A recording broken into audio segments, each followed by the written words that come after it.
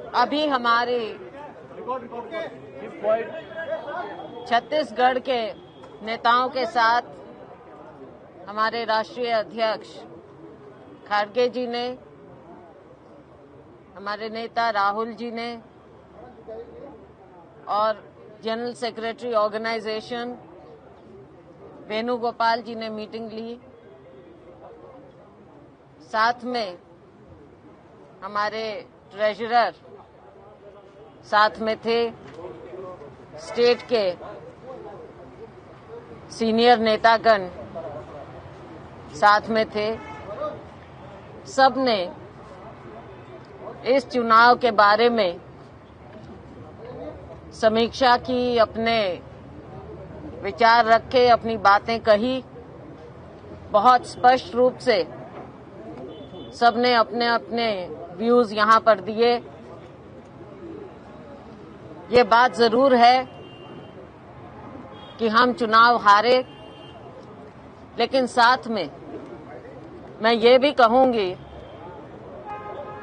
कि कोई भी सर्वे, चाहे आपका नेशनल मीडिया हो, चाहे रीजनल मीडिया हो, कोई भी एजेंसी हो, हर एक ने ये कहा था कि छत्तीसगढ़ में हम चुनाव जीतने जा रहे हैं। और शायद किसी हद तक आप सही साबित भी हुए, क्योंकि हमारा वोट परसेंटेज विशेष कम नहीं हुआ है। हमारा वोट परसेंटेज पिछले बार के मुकाबले उतना ही रहा है, जो कि कोई छोटी बात नहीं होती। 5 साल सरकार में रहने के बाद वोट परसेंटेज बरकरार रहना एक बहुत बड़ी बात होती है, बहुत बड़ी उपलब्धि होती है। और इसी कारण से हमें विश्वास था, हमें भरोसा था कि हमारी सरकार ने जो काम किया, खड़गे जी के नेतृत्व में, राहुल जी के, सोनिया जी के दिशा निर्देश में हमारी सरकार ने, प्रियंका जी के सहयोग से हमारी सरकार ने जो स्कीम लेकर आए, बेहतरीन स्कीम लेकर आए, उसका नतीजा हमने जमीन पर देखा है। लोगों का विश्वास हमने हासिल किया है। हमारी भरोसे की सरकार रही, हमने लोगों का भरोसा भी जीता। चुनाव हम हारे, सरकार हम नहीं बना पाए, हम निराश तो हुए हैं, लेकिन हताश नहीं हुए। कारण कई हैं, उनकी हम डिटेल में समीक्षा कर रहे हैं और सभी लोग, सभी साथियों ने मिलकर हाई कमांड को, हमारे शीर्ष नेताओं को ये विश्वास दिलाया है कि बेशक हमारी उम्मीद से थोड़ा कम रहना कि सरकार ना बने, लेकिन लोगों का विश्वास हमने खोया नहीं है और लोग अभी भी हमारे ऊपर नजर डालें। आने वाले समय में लोकसभा का चुनाव आ रहा है। सभी साथियों ने विश्वास दिलाया है कि हम आगे मिलकर फिर से चुनाव लड़ेंगे, लोकसभा में चुनाव लड़ेंगे।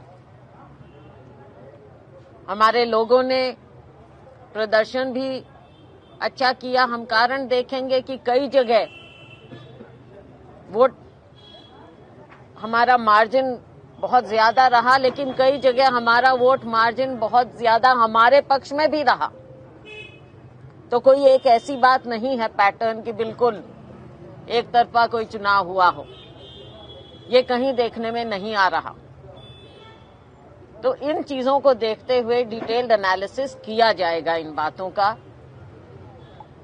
महिलाओं की बात जहां तक है, ये पहली बार हुआ है कि विपक्ष में इतनी महिलाओं को हम जिताकर लाएं, क्योंकि अब विपक्ष में हो गए, इसलिए कह रहे हैं। 18 महिलाओं को टिकट दिया था सभी ने मिलकर, उनमें से 11 महिलाएं जीत कर आईं। इसी तरह से कुछ एरिया में थोड़ी कमजोरी रही और किसी जगह हमको बहुत ज़्यादा समर्थन मिला। किसान ने, गरीब ने हमारा साथ दिया है। जो जहां हमें लग रहा है कि कुछ कमियां रही, उन कमियों को आने वाले समय में अब हमने, आप ये मत समझ लीजिए कि ये चुनाव खत्म हो गया तो हमारा काम खत्म हो गया। हमारे साथी, हमारे वर्कर, हमारे नेतागण हर जगह, हर कोने में जाएंगे और फिर से लोगों का और ज्यादा विश्वास बढ़ाएंगे और लोकसभा में हम ज्यादा से ज्यादा सीटें जीतकर लेकर आएंगे। बहुत बहुत धन्यवाद। जो प्रशासनिक अधिकारी और पुलिस के अधिकारी थे, उन्होंने कामों में व्यवधान भी डाले।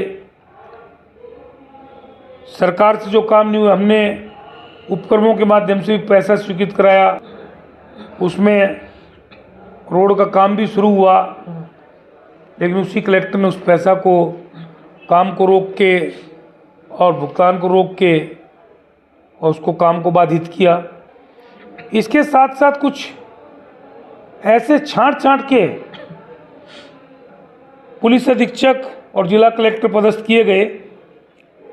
एक पुलिस अधीक्षक अभिषेक मीणा, जिसने कोरबा को डुबाने में पूरी भूमिका अदा की। इसके बाद रायगढ़ के कलेक्टर बनाए गए, तो रायगढ़ का क्या हाल हुआ उसको देख लीजिए। एसपी बनाए गए।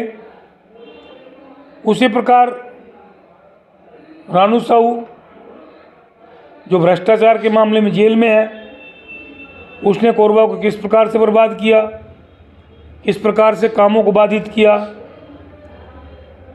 भोजराम पटेल, एक एसपी आए, उसको एक सिपाही ही चलाते रहा। उस सिपाही ने करोड़ों रुपए धन अर्जित किया। अवैध सारे धंधे कोरबा में चालू करवाए। फिर एक आपके उदयकिरण एसपी आए, उसने तो सारे रिकॉर्ड तोड़ दिए। जो कोयला, कबाड़ और डीजल चोरी के जो धंधे थे, उनको और ज़्यादा बढ़ावा दिया। यहाँ गैर प्रांतीय गुंडों को लाके बसाया गया। इन लोगों ने पूरे कोरबा के माहौल को पूरे 4.5 साल तक बिगाड़ दिया। यहाँ पे सरकार की इतनी इनकम्बेंसी पैदा की और इस प्रकार के सुनियोजित ढंग से षड्यंत्र के अपराध करवाए, जिससे सरकार की छवि खराब हुई और उस सब का खामियाजा हम लोगों को भुगतना पड़ा।